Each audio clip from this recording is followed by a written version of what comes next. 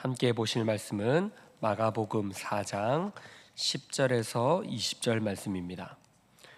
마가복음 4장 10절에서 20절 말씀 함께 봉독하도록 하겠습니다.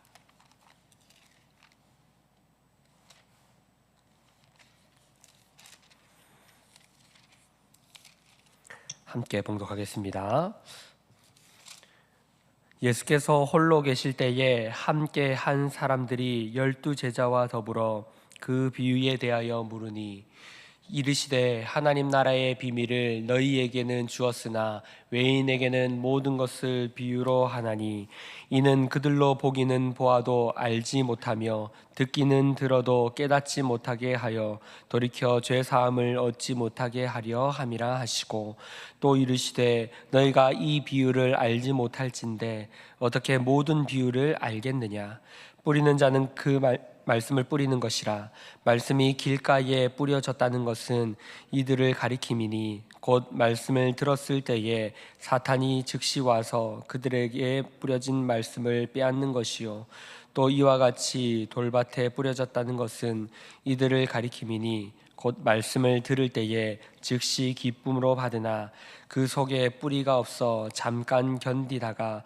말씀으로 인하여 환난이나 박해가 일어나는 때에는 곧 넘어지는 자요 또 어떤 이는 가시떨기에 뿌려진 자니 이들은 말씀을 듣기는 하되 세상의 염려와 재물의 유혹과 기타 욕심이 들어와 말씀을 막아 결실하지 못하게 되는 자요 좋은 땅에 뿌려졌다는 것은 곧 말씀을 듣고 받아 30배나 60배나 100배의 결실을 하는 자니라. 아멘.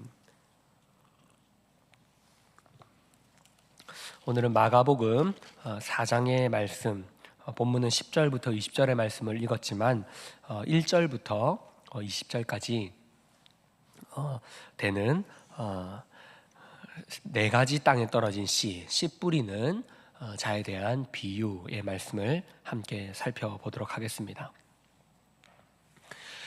네 가지 씨 뿌리는 이 땅에 그리고 씨 뿌리는 자에 대한 이 비유 우리가 흔히 많이 들었을 것입니다.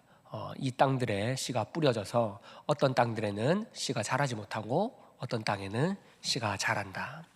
그래서 우리는 흔히 좋은 밭이 되어야 한다. 좋은 밭이 되어야 말씀의 열매를 많이 맺기 때문에 우리는 이런 밭이 되도록 노력해야 한다라는 식으로 이 본문을 해석하고 읽어오고 그렇게 이해하는 경우가 많았습니다.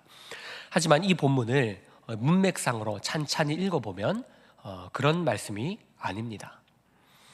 이 말씀은 단순한 그런 인간의 열심과 인간의 노력을 북돋아주기 위해서 주시는 말씀이 아닙니다. 오늘 이 본문의 말씀을 찬찬히 살펴보면서 무엇이 하나님이 주시고자 하는 교훈인가 그리고 뜻인가라는 이런 것들을 추적해 가 보면서 말씀을 살펴보도록 하겠습니다. 먼저 이 본문이 우리가 흔히 해석하던 대로 좋은 땅이 되자라는 말씀이라면 이 본문에서 악의가 맞지 않는 것들이 존재합니다. 대표적으로 이렇게 간단한 교훈을 왜 사람들이 이해하지 못했다라는 말씀입니까? 그리고 왜 이렇게 간단한 것을 예수님은 사람들에게 알아듣지 못하도록 일부러 그렇게 말씀을 했다라는 것입니까? 오늘 말씀에서 사람들이 이 본문이 어떤 뜻이었는지 이해하지 못하였다고 말합니다. 오늘 10절에서 20절까지 이 본문을 우리가 읽었는데요. 이것은 예수님이 이 씨 뿌리는 자의 비유를 들자 사람들이 이해하지 못하였습니다. 그래서 예수님의 제자들이 예수님에게 따로 이 비유의 의미를 묻게 됩니다. 그때 예수님이 지금 이 말씀을 하고 계시는 것입니다. 만약 단순히 너희가 열심히 하면 많은 열매를 맺을 것이다 라는 교훈을 주고자 했다면 왜 이것을 숨기시냐라는 것입니다. 예수님께서 자신의 제자들에게 너희가 열심히 해야 하나님 나라의 열매를 많이 맺을 수 있다. 그러니 딴 생각하지 말고 잡생각하지 말고 세상 물정들 생각하지 말고 하나님 나라를 위해서 헌신하고 생각하라 라는 교훈이었다면 이것을 왜 예수님께서 숨기시느냐라는 것입니다. 예수님은 지금 그 이야기를 하고 있지 않기 때문입니다. 이 본문의 비유는 다른 본문들 마태복음과 마가복음 그리고 누가복음에서 모두 등장하는 비유들인데 공통적으로 이 비유는 예수님께서 하나님 나라에 대해서 말씀하고 계시는 비유입니다. 그런데 이 비유를 어떤 식으로 이해해야 하냐면 예수님이 가르쳐 주시는 하나님의 나라의 원리로 이해되어야 합니다. 예수님은 지금 하나님의 나라가 어떻게 이루어지는지를 이 비유를 통하여서 설명하고 있는 것입니다. 이러한 이해 속에서 다시 한 번 더 찬찬히 이 본문을 추적해 보도록 하겠습니다. 먼저 이 말씀을 하고 계시는 장면은 갈릴리 호숫가입니다. 그리고 많은 무리가 예수님을 따르고 있습니다. 기억나실지 모르겠지만 제가 계속해서 마가복음의 말씀들을 살펴보고 있는데요, 예수님이 놀라운 기적들을 행하자 많은 사람들이 그를 따르기 시작합니다. 한두 사람이 따르는 것이 아니라 이제는 엄청난 인파와 무리가 예수님을 따릅니다. 그들이 기다리던 그 메시아, 우리가 포로로 끌려가고 이방 나라의 지배를 받고 고통을 당하고 있는데 하나님께서 보내주실 그 메시아, 우리를 그 이방의 압제 속에서, 로마의 압제 속에서 구원할 군사적 그리고 정치적인 메시아가 바로 저분이다라는 생각으로 따르기 시작했던 것입니다. 그래서 지금도 많은 인파가 예수님께 몰려왔고 그 예수님의 말씀을 듣기 위하여 모여 있는 것입니다. 많은 무리가 그 말씀을 듣기를 원했지만 그러한 공간이 허락치 않아서 지금 어떻게 그 말씀을 들으려고 하느냐면 예수님께서는 배 위에 갈릴리 호숫가 배에 정박되어 있는 배 위에 올라가시고 그리고 그 호숫가 해변길 호숫가를 둘러 앉아서 많은 인파가 그 예수님을 바라보고 그 말씀을 듣고 있는 것입니다. 많은 무리가 예수님을 따르고 그 말씀을 예수님께서 하시는 그 말씀을 듣고자 했던 것입니다. 우리가 잘 알고 있지만 예수님은 그들이 따르는 추종을 거부하십니다. 많은 무리들이 예수님을 따라와서 그를 왕으로 삼으려고 하고 그를 높이 떠받들려고 했지만 그때마다 예수님은 도망가십니다. 그 무리와 그 인파에서 도망가시고 그들의 뜻대로 해주지 않으십니다. 우리가 생각하기엔 그 능력이 많으신 그리고 못할 것이 없으신 어떤 것도 행할 수 있으신 그 예수님께서 우리의 왕이 되어 주셔서 그 능력을 가지고 그 문제들을 해결해 주시고 하나님의 나라, 이스라엘의 나라를 완전하게 하시는 그런 일들을 보여주시면 좋겠는데 예수님은 그것을 거부하고 계신다는 것이죠. 지금도 마찬가지로 많은 인파들이 몰려서 모이는 것은 예수님의 뜻을 온전히 이해하여서가 아니라 저분이 우리를 구원할 메시아, 군사적 정치적인 메시아가 아닌가라는 생각에 그들은 예수님을 따르고 있던 것입니다. 다시 말해서 예수님의 바라시는 것과 예수님께서 바라시는 것과 그 따르는 무리들의 바라는 것은 지금 일치하지 않고 있다라는 것이죠. 그래서 예수님은 이 하나님의 말씀을 온전히 드러낼 수 없으시고 결국 십자가에서 비로소 십자가에서 당신의 뜻이 온전히 드러나심으로 그리고 부활을 나타내심으로 내가 너희를 어떤 길로 데리고 가고자 하는지를 보여주시게 되고 그들이 온전히 깨닫게 되는 것입니다. 그래서 예수님은 지금 그 과정들을 이끌어가고 있는 것입니다. 우리는 성경을 읽을 때에 이 본문 하나하나를 단편적인 사건으로 이해하여서 이것으로 뚝 잘라서 여기에서 교훈을 받고 신앙생활을 하게 된다면 하나님이 하시고자 하는 풍성한 의미를 이해할 수 없습니다. 그러므로 우리는 지금 이 본문은 어떤 맥락 속에서 예수님의 이 공생애와 십자가 사건의 어떤 맥락 속에서 있는지를 이해하고 그리고 이 본문을 우리는 해석해야 하는 것입니다. 지금 추종자들은 예수님을 따를 때에 자신들의 원함과 바람으로 따르고 있습니다. 그러나 예수님은 그들의 의도와는 다른 하나님의 나라에 대한 비유를 가르치고 있는 것입니다. 그래서 그들은 이 비유를 이해할 수 없는 것입니다. 씨 뿌리는 비유에 대해서 그들을 하나님 나라가 이런 식으로 이루어진다는 것인데 그들은 자신들의 뜻과는 다른, 지금 예수님이 놀라운 기적들을 베풀고 계신데 뜬금없이 어떤 땅에는 씨가 뿌려지지만 열매 맺지 못하고 어떤 땅에는 열매가 맺어진다라는 말씀을 하시기에 도대체 저분께서 병든 자를 낫게 하시고 놀라운 일들을 이루시는 저분께서 도대체 지금 무슨 말을 하고 계신 것인가를 의문을 품게 된다라는 것이죠. 그리고 제자들은 그 예수님께 나아가서 예수님, 이 뜻이 무엇입니까?를 하고 있는 상황이다라는 것입니다. 여러 가지 땅들이 나옵니다. 돌밭, 그리고 가시밭, 그리고 길가, 여러 가지 땅들이 나옵니다. 이 모든 땅들은 열매 맺지 못하는 땅들입니다. 가시밭은 싹이 트지만, 그러나 가시밭에 의해서 이내 그 씨가 자라지 못하게 되고, 길가는 새가 와서 그 씨앗을 쪼아 먹어버리게 되고, 돌밭은 그 씨가 뿌리 내려서 자라지 못하게 됩니다. 하지만 좋은 땅에 심기게 되면 그 씨는 30배, 60배, 100배의 결실을 맺게 됩니다. 이것은 우리가 노력해서 좋은 밭이 될 수 있다는 것을 말하는 것이 아니라 우리는 그 열매를 맺을 수 없는 존재들이다라는 것입니다. 우리의 인생은 가시밭과 같고 길가와 같고 돌밭과 같은 인생을 살아갑니다. 우리가 아무리 노력한다 할지라도 우리의 근심 걱정을 우리가 해결할 수 없습니다. 그러므로 우리는 이 씨앗이 뿌리 내릴 수 없는 인생을 살아가게 되는 것입니다. 예수님은 지금 이것을 말씀하고 계신 겁니다. 하나님의 나라는 너희가 노력해서 얻을 수 있는 나라가 아니라는 것이죠.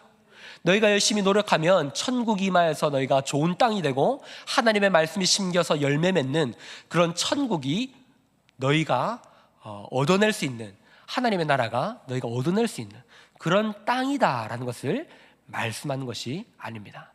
그렇다면 좋은 땅은 어떤 땅입니까? 바로 예수 그리스도께서 만드시는 땅입니다. 우리가 만들 수 있는 것이 아니라 예수 그리스도께서 만드셔야 하고 가꾸셔야 하고 우리의 이 인생을 바꾸셔야만 뿌리 내릴 수 있게 만드시는, 그것이 바로 좋은 땅이며 예수님이 하시는 일이다라는 것입니다. 예수님이 오셔서 천국을 우리에게 임하게 하시는 것입니다. 많은 씨앗들은 결국 실패할 수밖에 없지만, 많은 땅들은 실패할 수밖에 없지만 하나님께서 하시는 그 땅은 결코 실패할 수 없으며 그 작은 씨 하나가 30배, 60배, 100배의 결실을 맺는다는 것입니다. 천국은 겨자씨 한 알과 같은 것입니다. 비록 보잘것없어 보이지만 그 씨앗이 심기게 되면 놀랍고 풍성한 열매가 맺히게 되는 것입니다. 이것은 우리가 열매 맺는 것이 아닙니다. 하나님께서 열매를 맺어 주시는 것입니다.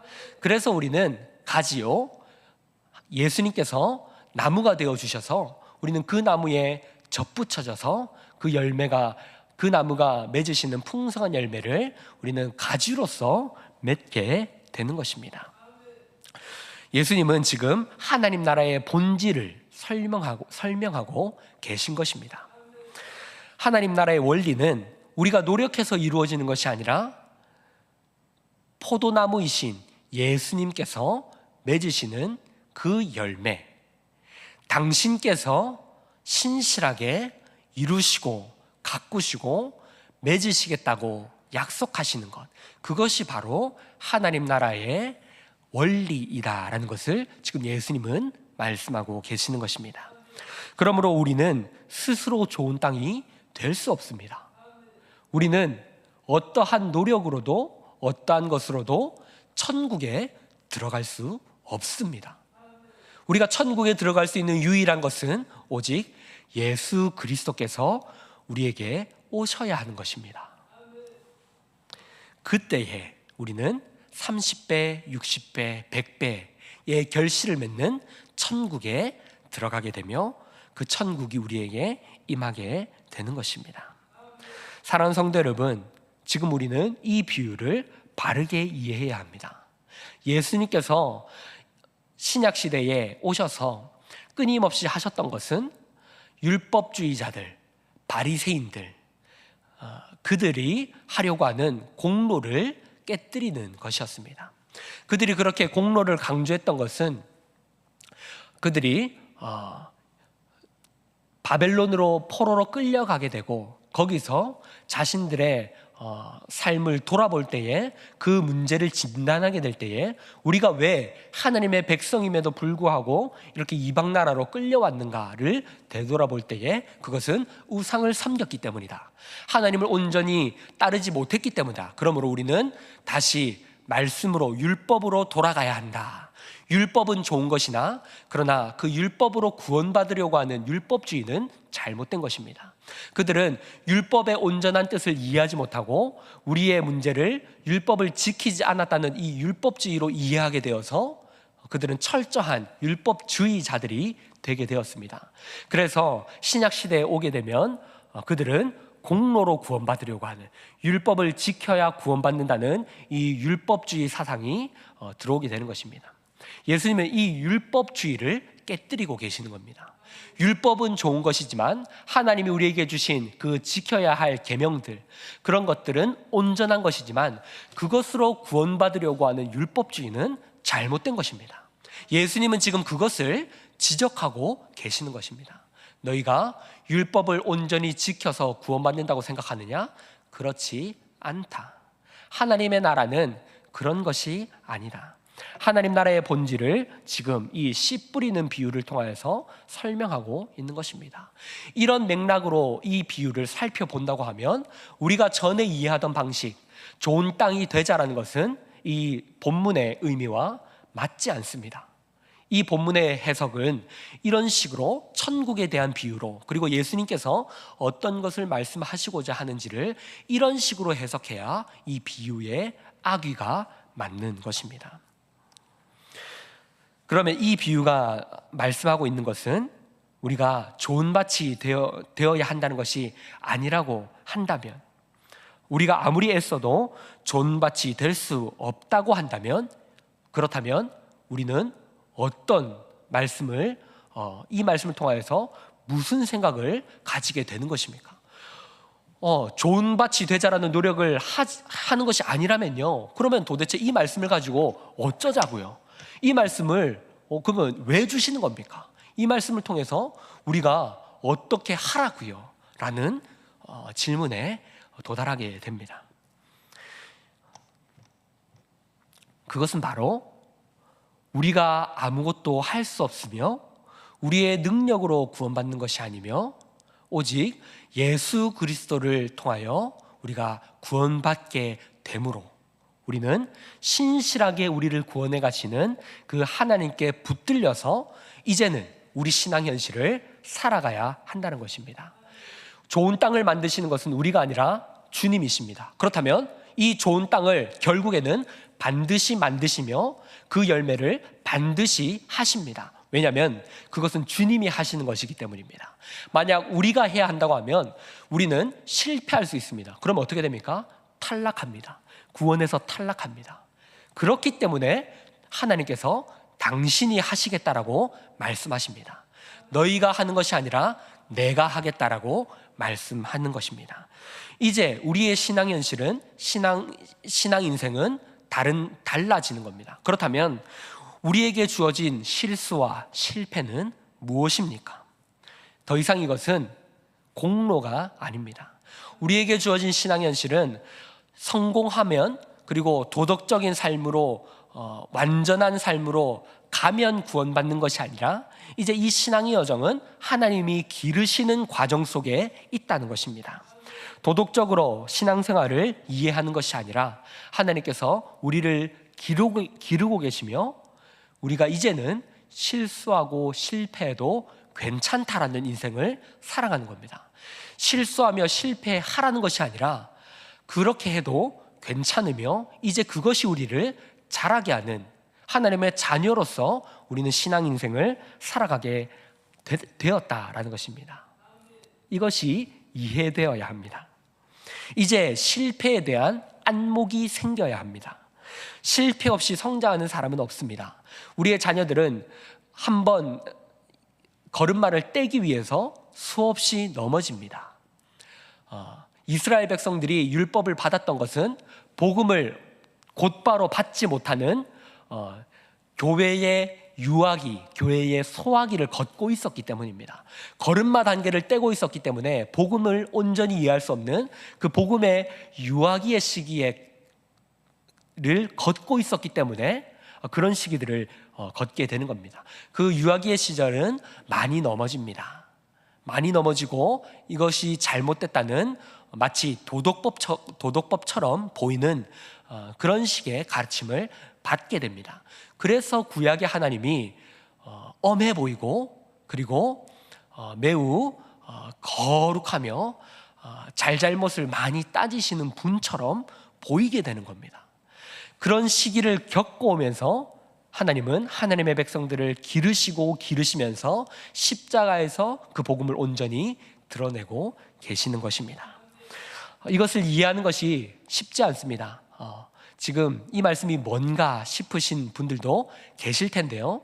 이것을 이해하는 것이 하나님을 이해하는 데 아주 중요한 것입니다.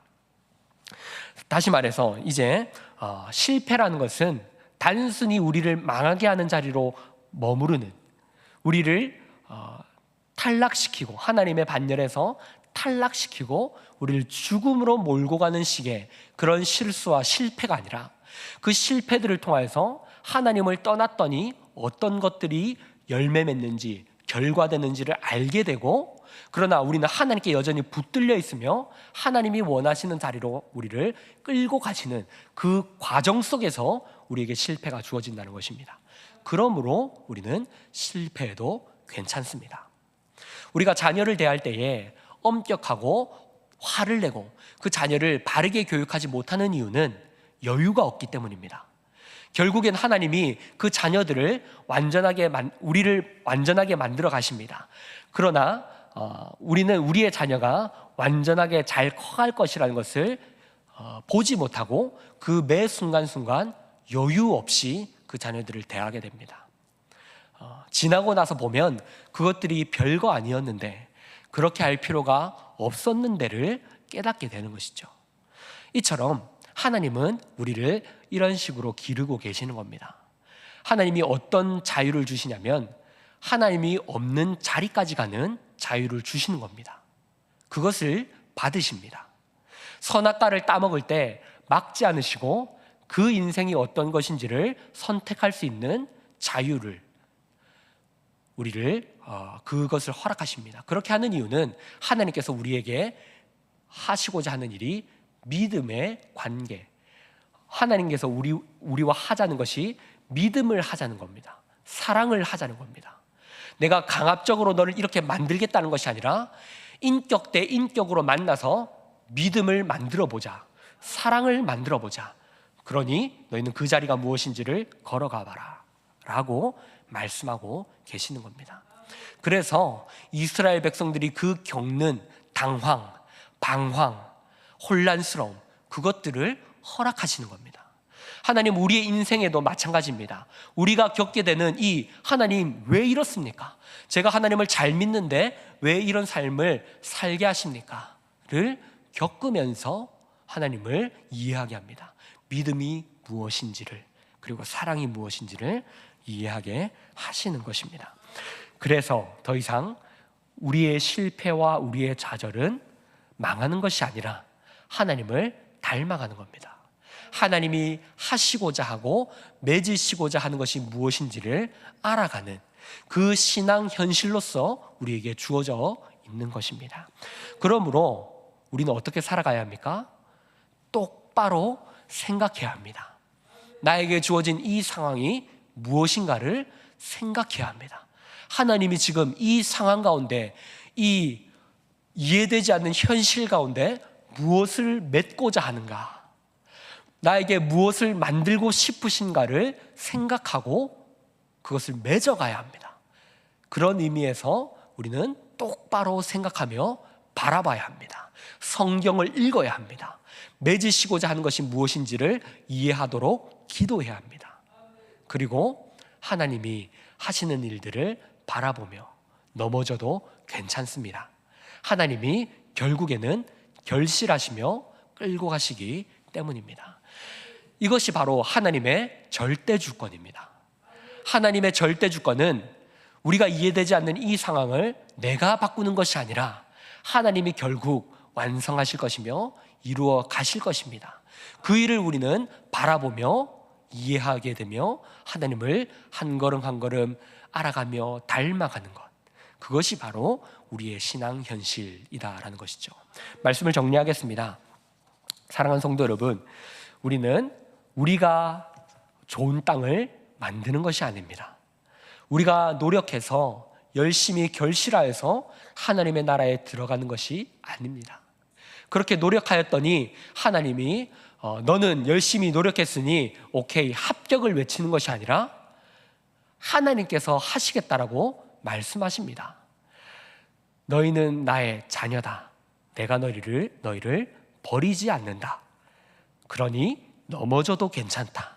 그것이 너희를 자라게 할 것이다.